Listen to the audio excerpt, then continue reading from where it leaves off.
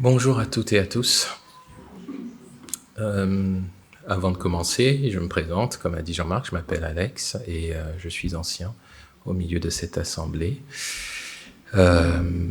Voilà, pas plus à dire en ce qui me concerne.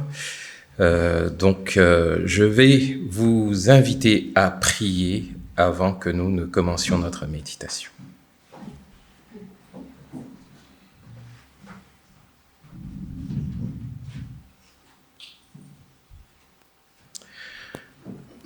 Père Céleste, nous nous tournons vers toi maintenant pour te demander de nourrir notre âme, de nourrir notre être spirituel, voire même de simplement venir à notre rencontre et nous dévoiler ta pensée. Au travers de ta parole, nous te demandons de nous interpeller, de nous questionner. Nous demandons que cet entretien que nous avons avec toi ce matin, en écoutant et en méditant ta parole, ne nous laisse pas indifférents et qu'il produise un changement dans notre quotidien. Je prie pour l'Assemblée, je te demande de disposer les cœurs de chacun. Tu sais le bagage avec lequel chacun est venu et nous te prions que tu disposes, que tu retires les fardeaux de ceux qui en ont. Tu exhortes, consoles, corriges. Je m'inclus dans cette assemblée, mais pour moi-même, je te demande de me donner les mots justes pour traduire ta pensée telle que tu l'as formulée dans les Écritures. Au nom de Jésus-Christ, je te le demande. Amen.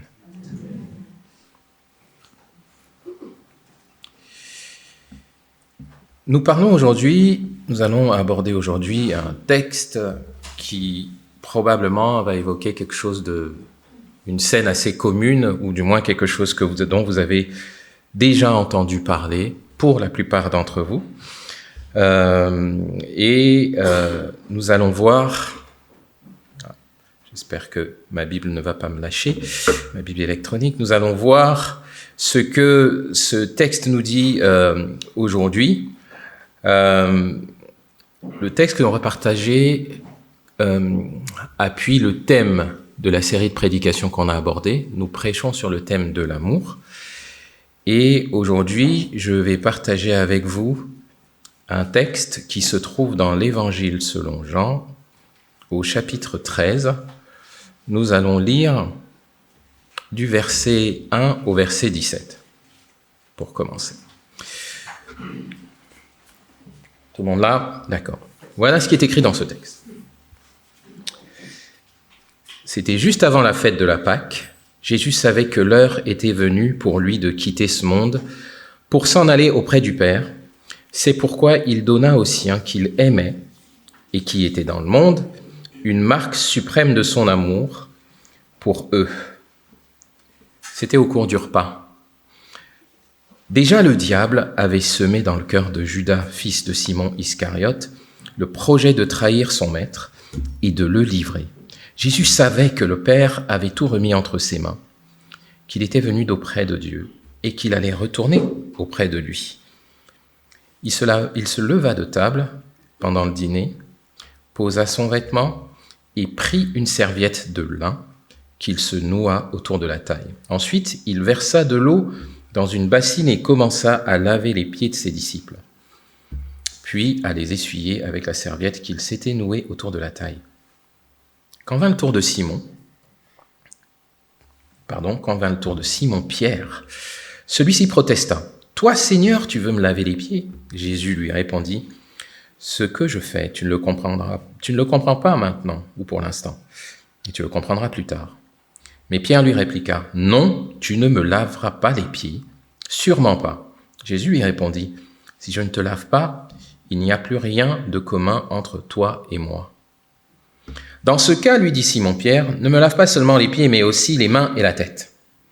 Jésus lui dit, celui qui s'est baigné est entièrement pur. Il lui suffit de se laver les pieds.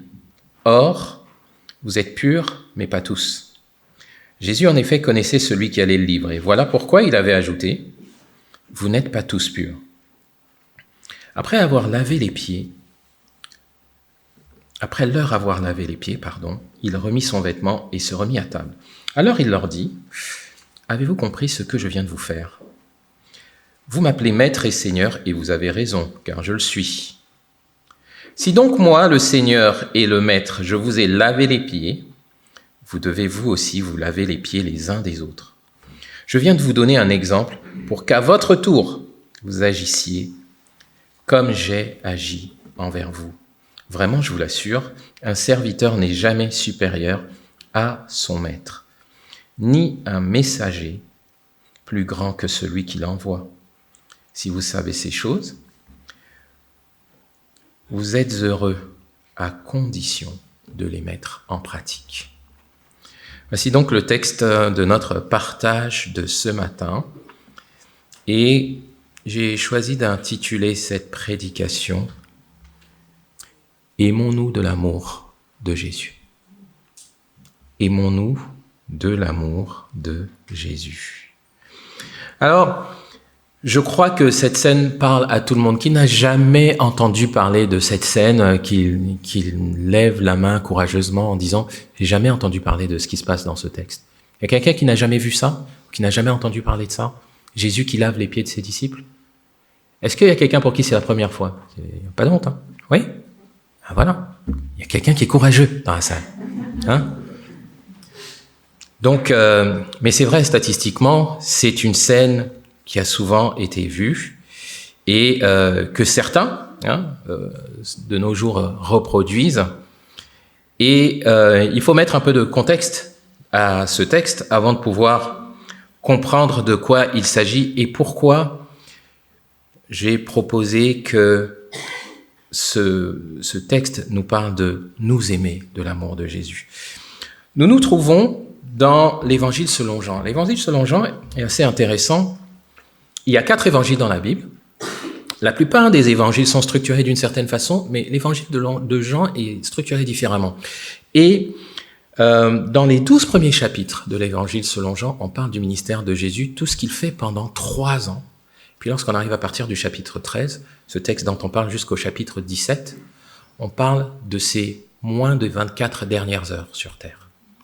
Et 4 ou 5 chapitres, à partir du chapitre 13, qui se focalisent sur ce que Jésus fait juste avant de mourir. Et ce qu'il fait en privé. C'est-à-dire que tout son ministère public, c'est jusqu'au chapitre 12. Et ensuite, à partir du moment où il commence à préparer la Pâque, à partir du chapitre 13, là, on a l'impression que l'auteur, qui est l'apôtre Jean, il ralentit. Il a pris 12 chapitres pour parler de 3 ans. Et puis là, il va prendre au moins 5 chapitres pour parler de quelques heures. C'est dire à quel point il considère qu'il faut prêter attention à ce qui est écrit là. Tout le reste était important, mais là, il va regarder à certains détails qu'il ne nous faut pas rater. Donc j'espère, en disant ça, avoir attiré l'attention de tout le monde. Et donc ce qui se passe dans le chapitre 13, arrive la fête de la Pâque. Le texte nous dit, c'était juste avant la fête de la Pâque, et Jésus est dans ce qu'on appelle la chambre haute, donc un lieu leur a été réservé pour qu'ils puissent manger ensemble la Pâque. Et à cette occasion-là, Jésus va faire quelque chose à l'endroit de ses disciples. J'aimerais vous proposer que comment nous devons apprendre à aimer à la manière de Jésus ou de l'amour de Jésus. Pour faire cela, nous devons considérer 3 choses. Nous devons considérer la grandeur de son amour envers nous. C'est la première chose. La deuxième chose que nous devons considérer, c'est la valeur de son amour pour nous. Et vous verrez que c'est 2 choses différentes.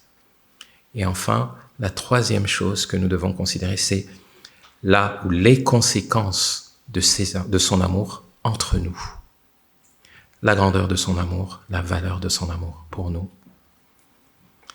et les conséquences de son amour entre nous. Le verset 1 au verset 5 nous parle de la grandeur de son amour envers nous. On va relire ces 5 premiers versets et on va comprendre pourquoi. C'était juste avant la fête de la Pâque. Jésus savait que l'heure était venue pour lui de quitter ce monde pour s'en aller auprès du Père. C'est pourquoi il donna aux siens qu'il aimait et qui étaient dans le monde une marque suprême de son amour pour eux.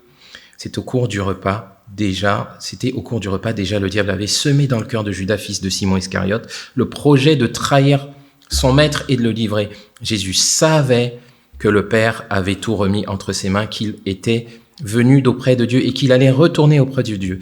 Il se leva de table pendant le dîner, posa son vêtement, prit une serviette de lin qu'il se noua autour de la taille. Ensuite, il versa de l'eau dans une bassine et commença à laver les pieds de ses disciples, puis à les essuyer avec la serviette qu'il s'était nouée autour de la taille. Ces 5 versets nous parlent de la grandeur de son amour pour nous. Pourquoi ? Déjà, si vous remarquez avec moi, les 5 premiers versets répètent assez souvent « Jésus savait que ». Jésus savait que. En fait, il y a environ 7 choses que Jésus savait qui sont mentionnées dans ce verset, dans cette partie.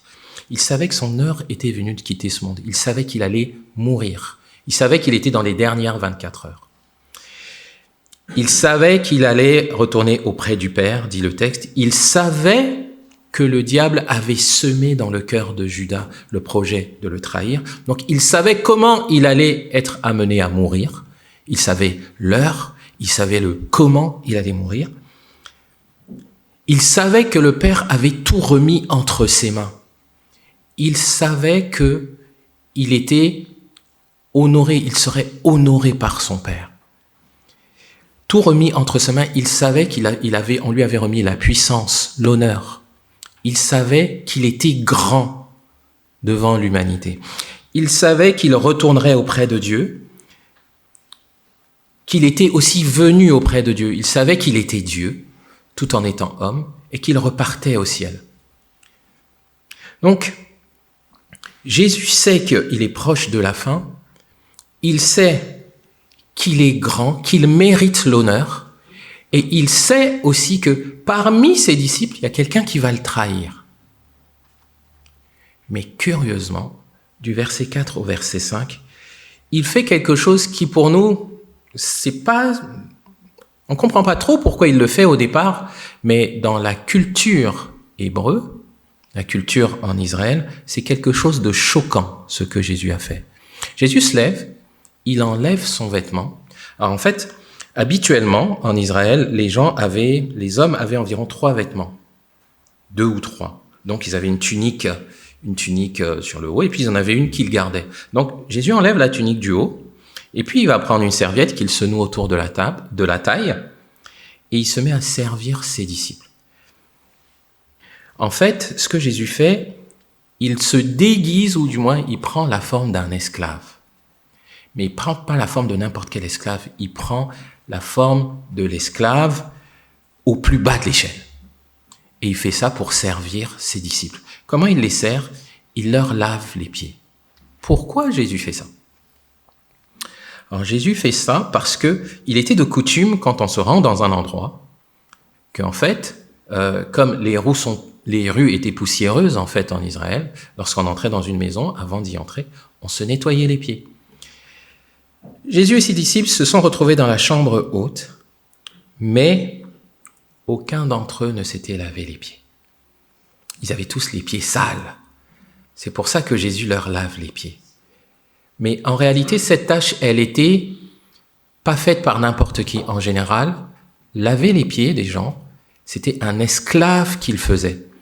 Et en général, c'était quelqu'un qui était vraiment considéré comme au bas de l'échelle dans la société. Voire, si c'était un esclave juif, c'était vraiment quelqu'un au bas de l'échelle, mais en général même, c'était réservé aux esclaves étrangers.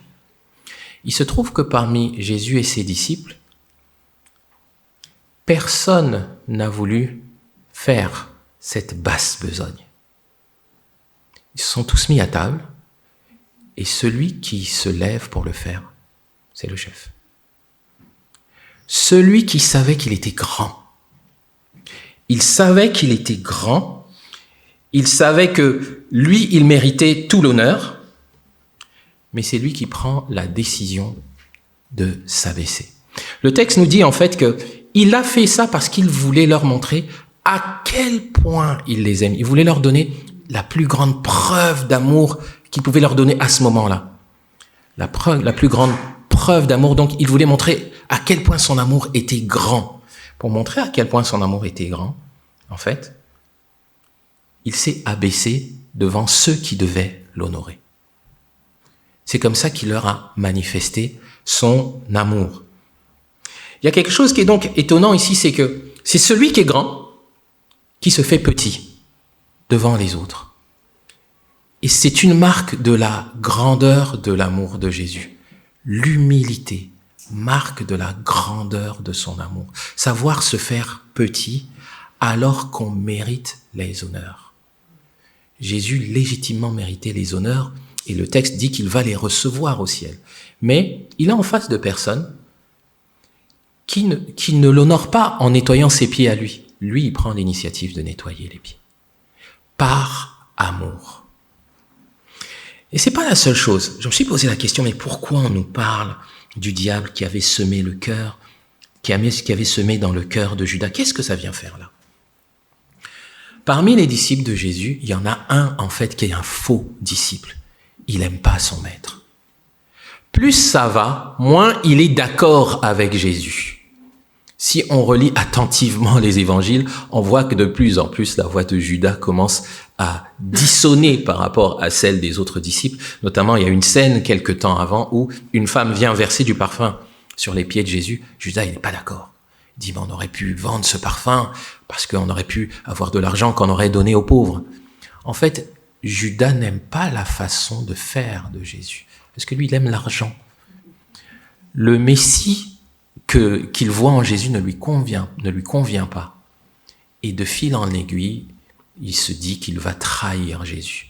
Le diable a déjà commencé à travailler dans son cœur qui était fertile, qui était réceptif à la rébellion contre Jésus.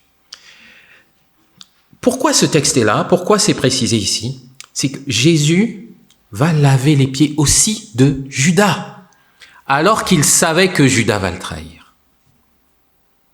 Il sait que celui-là, c'est pas mon ami. En fait, il est pour moi un ennemi. Il se comporte comme un ennemi. Mais Jésus va lui manifester de l'amour. Il va faire preuve envers lui, comme envers les autres disciples, d'un amour immérité. Ça s'appelle la grâce. Il va lui laver les pieds alors qu'il ne le mérite pas. Pour comprendre la grandeur de l'amour de Jésus, il faut comprendre ces deux dimensions. L'humilité de son amour et la grâce liée à son amour. Son amour, il ne le donne pas parce qu'on le mérite. Il donne parce qu'il a voulu le donner. Même à son ennemi. Et c'est bien lui qui a enseigné « Aimez vos ennemis ». Jésus est très cohérent. Il n'a pas demandé à ses disciples de faire quelque chose que lui ne fait pas. Il sait qu'autour de lui, très proche de lui, il y a quelqu'un en fait qui va précipiter sa mort. Mais à lui aussi, il fait sans distinction, les yeux dans les yeux. Il le sert. Et ça, c'est quelque chose qui doit commencer à interpeller chacun d'entre nous qui entendons ce message. S'humilier et faire grâce à quelqu'un qui est en face de nous, comme Jésus. On va y revenir plus tard. Et ce n'est pas une question de mérite. C'est pas une question de mérite. Pour s'aimer à la grandeur de son amour envers nous. Cet amour qu'il a eu envers les disciples, on va le voir, il a eu exactement le même amour envers chacun d'entre nous. Mais c'est ce premier point. Du verset 1 au verset 5, comprendre la grandeur de son amour. Vous savez, souvent, ce qui se passe quand quelqu'un se rend compte qu'il a du pouvoir, il a tendance, humainement, il a tendance à devenir très autoritaire. Tout d'un coup, surtout s'il sait que tout le monde lui est soumis, il devient très directif. Constatez l'attitude de Jésus. Au lieu de se montrer très directif alors qu'il savait que tout était en son pouvoir, il se fait tout petit. C'est un amour extraordinaire. Mais c'est ça la grandeur de l'amour de Jésus. Du verset 6 au verset 11, intervient alors que Jésus est en train de laver les pieds de ses disciples. Quelque chose qui nous parle de la valeur de son amour pour nous.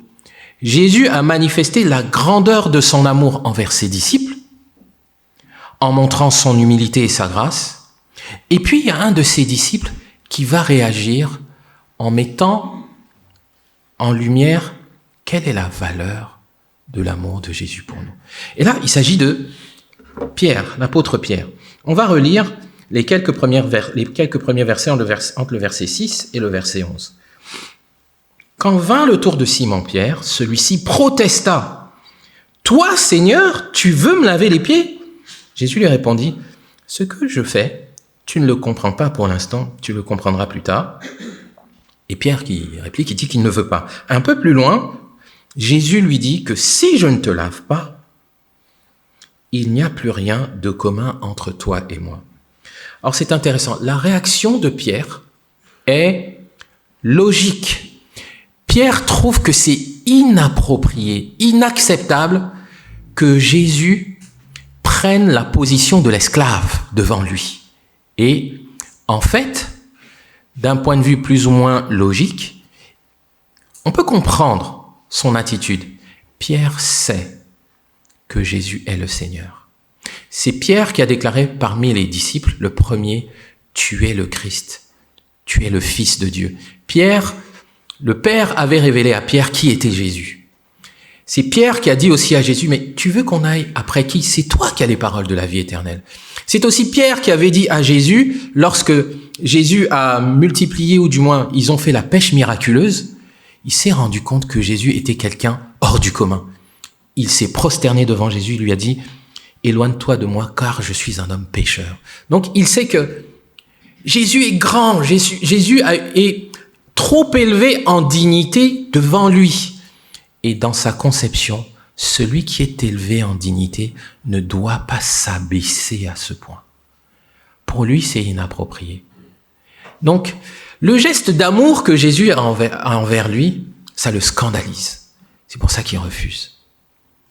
Mais Jésus lui dit, accepte mon geste d'amour avant de le comprendre. Et Pierre résiste. C'est alors que Jésus lui dit, si tu n'acceptes pas, il n'y a rien de commun entre toi et moi. Alors c'est quand même curieux que Jésus fasse un lien entre laver les pieds et sa relation avec Pierre. Grosso modo, il est en train de lui dire, si tu refuses que je te lave les pieds, ça a un impact sur ta destination éternelle, parce que si tu n'as pas de relation avec moi, c'est l'enfer. Comment est-ce possible ? En fait, à ce moment de la scène, de la conversation, Jésus passe à une autre dimension. Il parle pas seulement du fait de laver les pieds, même s'il en parle, mais il parle de la portée de son geste. Le fait de laver les pieds, c'est le Seigneur qui vient s'humilier pour le bien de ses disciples. L'humanité a besoin que quelqu'un la fasse échapper à la condamnation de Dieu. Toute l'humanité, tous autant que nous sommes, de naissance, nous avons péché contre Dieu. Personne ne s'est rendu capable de respecter, d'obéir à la loi de Dieu, pas même à un iota. Personne. Si on fait un audit, un bilan, on va toujours tous se trouver quelque chose qui ne va pas par rapport à la loi de Dieu. Le problème avec ça, c'est que si tu pèches contre un seul commandement de la loi, tu pèches contre tous les commandements de la loi. Et si tu pèches contre toute la loi, tu es condamnable. Tu ne peux pas passer l'éternité en présence de Dieu. Dieu le sait, et Dieu a envoyé son Fils. Son Fils qui était élevé en dignité, il l'a fait descendre sur terre pour pouvoir sauver l'humanité. C'est une forme d'humiliation. Le Seigneur Jésus s'est dépouillé de sa divinité apparente pour revêtir l'humanité afin de nous sauver, afin d'enlever de chacun d'entre nous ce qui l'empêche de s'approcher de Dieu. Enfin, afin d'enlever la poussière que nous avons sur nous, si on peut dire. Ça veut dire que le geste qu'il est en train de faire, lorsqu'il est en train de laver les pieds, ressemble à ce qu'il fait pour toute l'humanité. Si ce qu'il fait pour Pierre trouve ça scandaleux, alors Pierre ne peut pas accepter non plus le ministère terrestre de Jésus. Parce que ça veut dire que logiquement, si tu trouves que quelqu'un qui est trop élevé en dignité ne peut pas venir te sauver, toi qui es moins élevé en dignité, alors tu ne peux pas accepter le salut de Jésus, parce que ça procède du même principe. C'est pour ça que Jésus lui dit, si tu n'acceptes pas ce geste-là, ce petit geste-là, tu ne peux pas accepter le plus grand. Et si tu ne peux pas accepter le plus grand, tu ne peux pas être sauvé. Si tu ne peux pas être sauvé, il n'y a plus rien entre toi et moi. Donc accepte ce geste-là, parce que sinon, ça veut dire que tu ne pourras pas recevoir le reste. Autrement dit, il est en train de dire à Pierre que ce geste-là, ça a une grande valeur. Ce que je te manifeste, l'amour que je te manifeste, dans un geste qui paraît aussi petit ou alors qui a l'air de te scandaliser, ça a une grande valeur, ça a une grande portée. Ça a une portée sur la justification de chacun d'entre nous devant Dieu. Il faut l'humiliation du Seigneur pour que nous soyons justifiés. La mort à la croix de Jésus, c'est une humiliation. Sa vie, le fait qu'il descende du ciel et qu'il se constitue comme un esclave jusqu'à aller mourir sur la croix, c'est une humiliation qu'il s'est infligée lui-même pour que les hommes soient sauvés. J'aimerais vous inviter à lire quelque chose qui le dit très clairement dans l'épître aux Philippiens, chapitre 2, du verset, si je ne m'abuse, verset 6, voilà, jusqu'au verset 11. Voilà ce qui est écrit. Lui qui était de condition divine, lui donc Jésus-Christ, ne chercha pas à profiter de l'égalité avec Dieu, mais il s'est dépouillé lui-même et a pris la condition d'un serviteur en se rendant semblable aux hommes. Se trouvant ainsi reconnu à son aspect comme un simple homme, il s'abaissa lui-même en devenant obéissant jusqu'à la mort. Oui, la mort sur la croix, qui était une abomination pour plusieurs des Juifs d'ailleurs. C'est pourquoi Dieu l'a élevé à la plus haute place et lui a donné le nom qui est au-dessus de tout nom, pour qu'au nom de Jésus, tout être s'agenouille dans les cieux, sur la terre et jusque sous la terre, et que chacun déclare « Jésus-Christ est Seigneur à la gloire de Dieu le Père ». Ce texte a été écrit après ce que Jésus a fait. Mais Jésus savait déjà qu'il était ça. Et Pierre savait déjà que Jésus était tellement élevé. Et Jésus lui dit, si tu veux être justifié, il faut que tu comprennes la valeur de mon amour. Que tu comprennes pourquoi mon amour me conduit à m'humilier pour toi. Si tu ne comprends pas ça, tu ne seras pas sauvé. Donc, la première partie de ce texte, du verset 6 au verset 11, parle de la valeur de l'amour de Jésus-Christ pour notre justification. Lorsqu'on continue, on revient donc dans l'évangile selon Jean. La discussion avec Pierre ne s'arrête pas là. Pierre, comprenant que s'il n'obéit pas à Jésus, sa relation avec Jésus pourrait être mise en question, alors il passe d'une extrême à l'autre. Au début, c'était « je ne veux pas », maintenant c'est « je veux tout ». Je veux pas seulement que tu me laves les pieds, je veux que tu me laves complètement. Et là, Jésus reste encore sur un plan, on va dire, symbolique, tout en se servant de cet exemple du lavement de pieds. Jésus lui répond ceci. Hop, je suis pas dans le bon chapitre. 13, voilà. Donc, Pierre lui dit, dans ce cas, lui dit Simon-Pierre, ne me lave pas seulement les pieds, mais aussi les mains et la tête. Jésus lui répond, celui qui s'est baigné est entièrement pur. Il lui suffit de se laver les pieds. Or, vous êtes purs, mais pas tous. En fait, Pierre lui dit, à ce moment-là, si c'est ça, si le lavement des pieds, c'est ça qui fait qu'on reste en relation avec toi, moi je veux tout, moi je vais tout le temps rester en relation avec toi. Et le Seigneur Jésus lui dit, en fait, tu n'as pas besoin d'être lavé complètement. parce que tu es déjà pur. Qu'est-ce que le Seigneur veut dire par là? Le Seigneur Jésus est en train de dire à Pierre, tu es déjà sauvé, toi tu as déjà cru en moi. Tu n'as pas besoin d'un lavement, t'as plus besoin d'un changement complet. Tu as déjà placé ta foi en moi. Mais tu as besoin que je continue de te faire progresser, de nettoyer certaines choses en toi. Pourquoi? C'est exactement le même parallèle qu'il y a dans la vie chrétienne. Le Seigneur Jésus est en train de dire, on croit une fois, on est sauvé, c'est-à-dire qu'on est justifié une fois. Mais on continue de progresser dans la marche avec Jésus parce qu'on continue de vivre dans un monde qui est sale devant Dieu.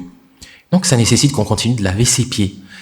Vous savez, dans l'ancien temps, comme ça pouvait être le cas ici, les gens, avant de prendre la route, ils prenaient certainement un bain. Et puis quand ils arrivaient à destination, il fallait se relaver juste les pieds. Ils ne reprenaient pas un bain. Parce qu'ils étaient déjà propres. Il y avait juste les pieds qui étaient sales. Donc on relave juste ce qui a été au contact de la saleté, de la poussière. C'est pareil avec la vie chrétienne. Jésus te sauve, du moins il te justifie. Tu n'es plus condamné, tu es né de nouveau, mais tu continues de pécher. Tu continues parfois d'être au contact de choses qui ne glorifient pas Dieu. Et tu as besoin de continuer de demander pardon à Dieu. C'est ça le sens de ce lavement de pieds aussi. Il dit à Pierre, en fait, t'as pas besoin d'être sauvé à nouveau, du moins d'être né de nouveau à nouveau. On est sauvé, on naît de nouveau une seule fois. C'est pas ton salut qui est remis en question. Là, on parle cette fois de la valeur de son amour pour notre sanctification. Au départ, Jésus lui dit, si tu refuses mon amour, c'est ta justification qui est en jeu. Et là, Pierre, il exagère. Il dit, je veux tout. Jésus lui dit, non, tu n'as besoin de mon amour maintenant que pour ta sanctification. Ce qui va faire que tu vas progresser dans la foi. Et donc là, on parle bien du verset 6 et du verset 11 de la valeur de son amour pour nous. Ça a une grande valeur par rapport à notre sanctification. Et Jésus précise, c'est le cas pour chacun d'entre vous, sauf pour un. Il y en a un qui, lui, n'était pas sauvé. Jésus savait très bien que Judas, lui, n'était pas sauvé. Donc c'est très intéressant, cette deuxième partie, et c'est important pour nous de comprendre cette humiliation, cette humilité, cette grâce de Jésus, et quel rôle ça joue pour notre justification, mais aussi pour notre sanctification dans notre marche chrétienne. C'est important. Et une fois que cet échange avec Pierre a pris fin, nous passons à la troisième partie du passage où Jésus, de par ce qu'il va dire, nous explique les conséquences de son amour entre nous. À partir donc du verset 12,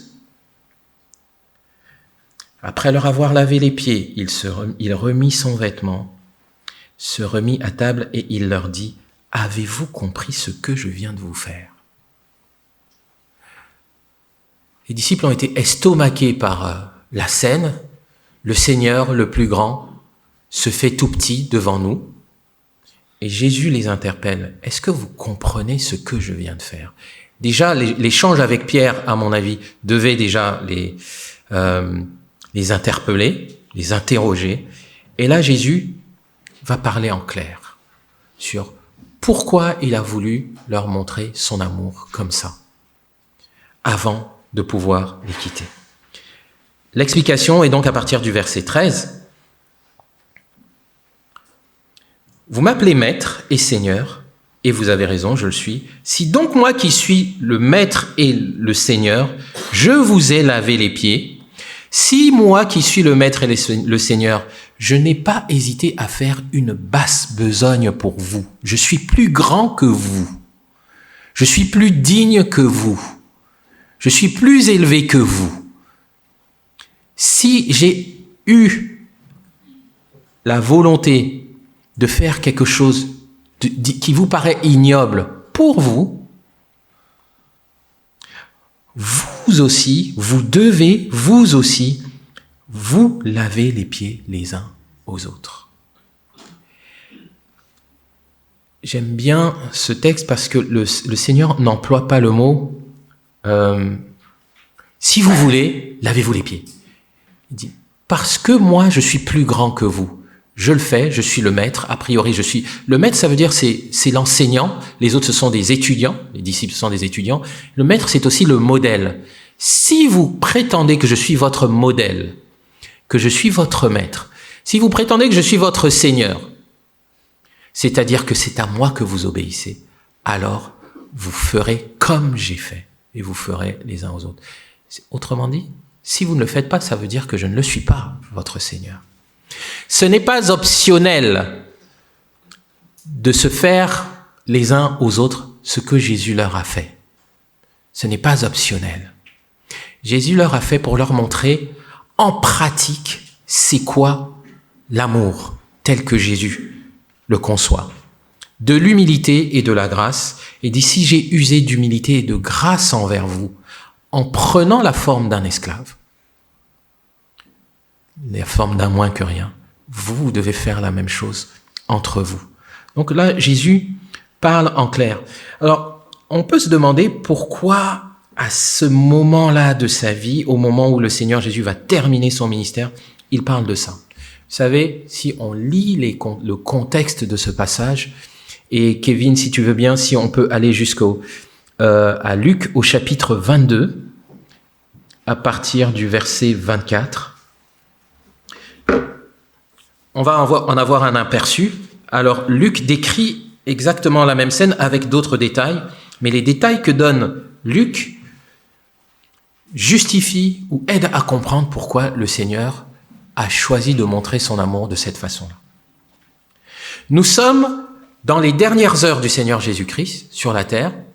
Le Seigneur Jésus-Christ leur parle de la scène, il leur parle de la nouvelle alliance, il leur parle de choses qui sont cruciales pour l'humanité. Il y a un changement qui va s'opérer. Il va y avoir une nouvelle alliance avec toute l'humanité. Dieu va donner son Fils pour sauver toute l'humanité. Et voici à quoi ses disciples pensent. Luc chapitre 22, verset 24. Les disciples eurent une vive discussion. Il s'agissait de savoir lequel d'entre eux devait être considéré comme le plus grand. Ce qui préoccupe les disciples, c'est qui a la meilleure place, la plus haute position. Bon, après Jésus. Ils discutaient pas la place de Jésus, mais au moins après Jésus, c'est qui le plus grand? Ça, c'est leur préoccupation, alors que leur maître est près de mourir. C'est-à-dire qu'ils ne sont pas du tout en phase avec le programme de Dieu. Ils sont tournés vers eux-mêmes, c'est ça le mot que je cherchais. Tournés vers eux-mêmes, tournés vers leurs propres intérêts, alors que c'est pas de ça qu'il s'agit à ce moment-là. Ça explique pourquoi le Seigneur Jésus montre à quel point l'amour est tout sauf tourné vers soi. Il est tourné vers les autres. L'humilité et la grâce que Jésus a montré, c'était tout tourné vers les autres. C'était pas les intérêts de Jésus. Jésus n'attendait rien en retour de Judas. Un amour complètement désintéressé. Il n'attendait rien de ses disciples. Il leur a lavé les pieds, alors que parmi eux, ce texte-là nous montre que lorsqu'ils sont arrivés dans la salle et qu'il fallait s'asseoir, personne ne s'est dit, ils se sont tous dit, moi je ne veux pas te laver tes pieds à toi. Pourquoi est-ce que ce serait moi qui laverais tes pieds? Pourquoi est-ce que je me mettrais à ton service? Pourquoi est-ce que toi tu ne le ferais pas pour moi? Et vous savez, dans l'Église, on a cette attitude-là. Est-ce que vous savez que la majorité d'entre nous dans l'Église, nous sommes comme ça? J'affirme que la majorité dans l'Église, nous sommes comme ça. Statistiquement, nous sommes comme ça. Il suffit de compter combien dans l'Église se mettent au service des autres. Vous pourrez vous renseigner après le culte, combien dans l'Église se mettent au service des autres. Et depuis quand?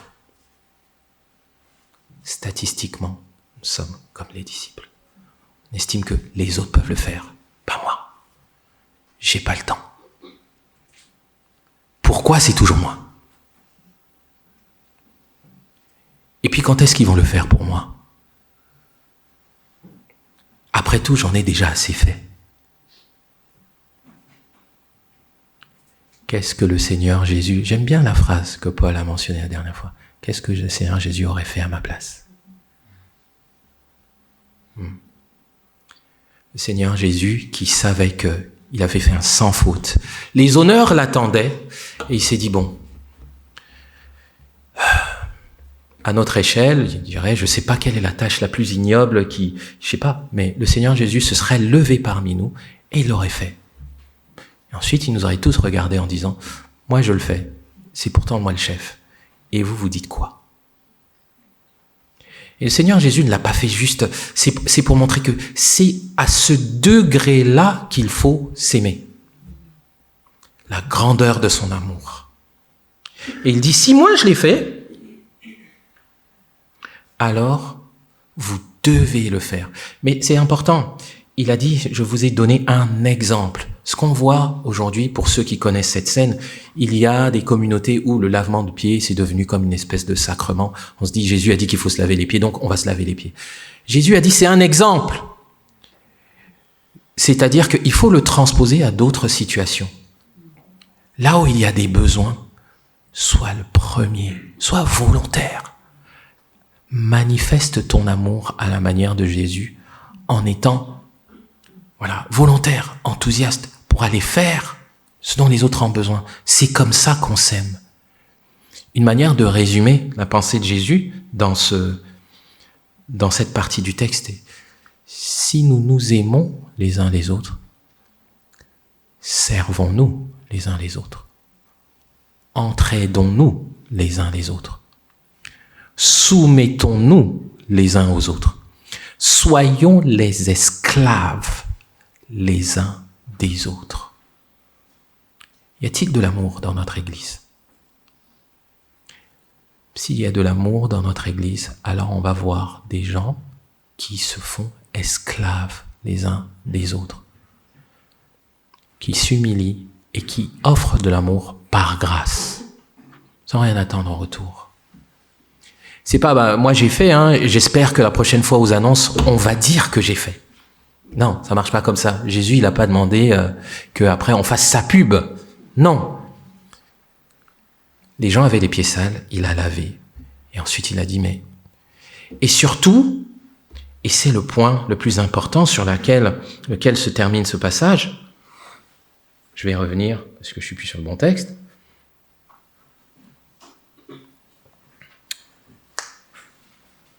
Donc, au chapitre 13, versets 16 à 17,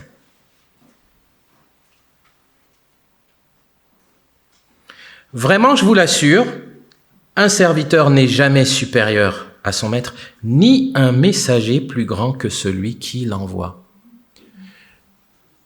Quand tu viens à Christ, le Seigneur Jésus va t'associer à une mission. Il va t'envoyer pour parler de lui, parler de son amour aux autres. Tu n'es pas plus grand que celui qui t'a envoyé.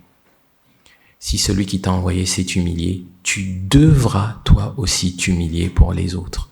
Tu ne pourras pas parler, nous ne pourrons pas parler de l'amour de Dieu, de l'amour de Jésus, sans aimer à la manière de Jésus. Jésus, plutôt que de donner de grandes théories aux gens sur l'amour, il sait montrer amour. Si nous voulons convaincre le monde de l'amour de Dieu, nous devons manifester l'amour de Dieu par l'humilité, par la grâce, les uns envers les autres.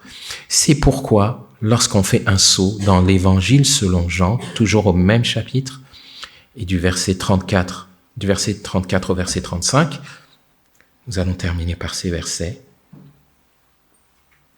C'est tout logiquement que le Seigneur Jésus donne un nouveau commandement. Je vous donne un commandement nouveau. Aimez-vous les uns les autres. Pas n'importe comment.